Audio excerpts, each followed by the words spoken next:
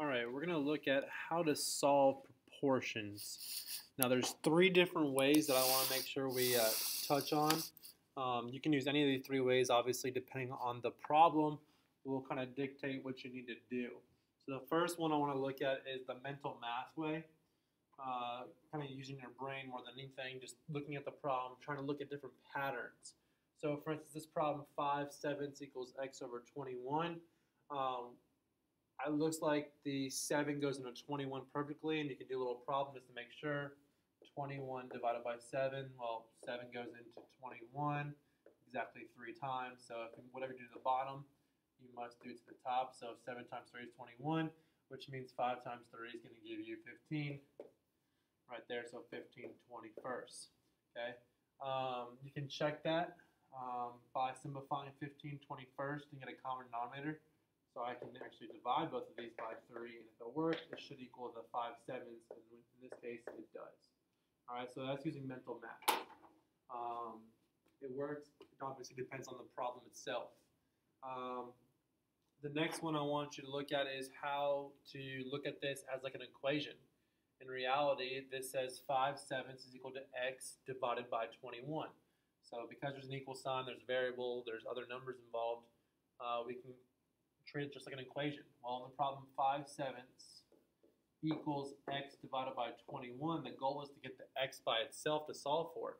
So you need to get rid of that 21. Well, if you'll notice that it says actually x divided by 21, in order to get rid of it, we need to multiply both sides by 21. Okay, both numerators 21. The right side, 21 over 21 cancels out because it's 1, and 1 times anything is whatever that is, so it's x.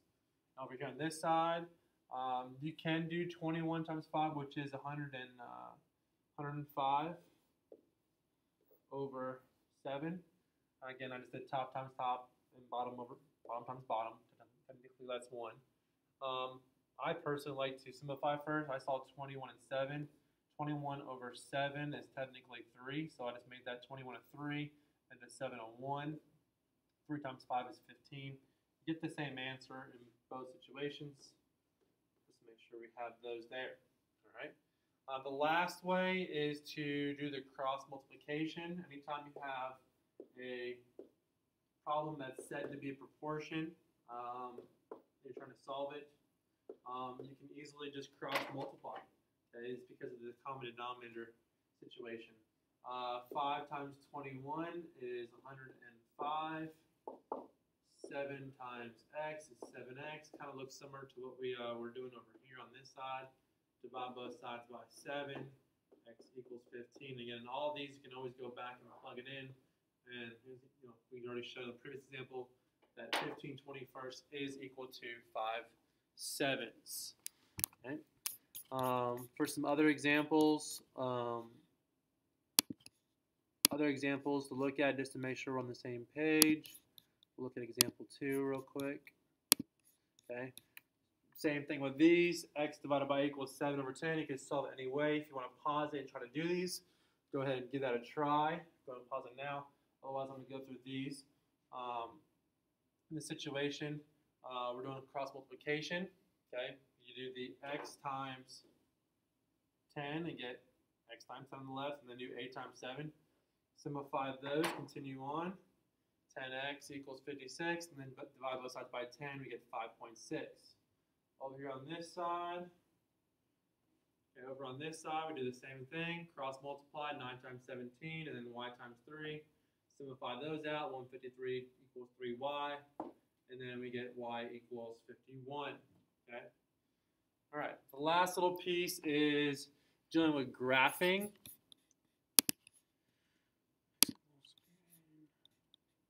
The graph is kind of just a little interpretation here. It says the graph shows the toll y, so y represents the toll, due on the turnpike for x miles. Your toll is 750. How many kilometers did you drive? Well, if you notice that the graph is actually not even using that unit's kilometers. I mean, if it was, you just look at it, find the y or the x in the situation, find the point, and then go line it up. Well, here's the issue. We have our x value of 100 miles, and 100 miles, we'll be paying $7.50. But the question is, how many kilometers? So we know we're using the 100 miles, but we need to find out how many kilometers that really is. Okay, so we got to do some conversions. Okay, not that hard. Just got to make sure not that hard. Just got to make sure you convert it to the right unit using a conversion ratio. Okay, so first thing we're going to use is we're going to use a ratio.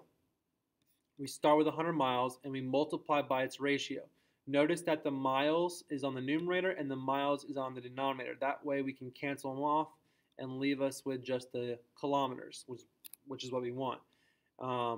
This is also called the conversion ratio, which we know is 1 mile to approximately 1.61 kilometers. Notice this is not say equals, it's about approximately equals, because when you're going from customary to metric, it's not perfect, but this is, it's close enough to get a pretty good answer.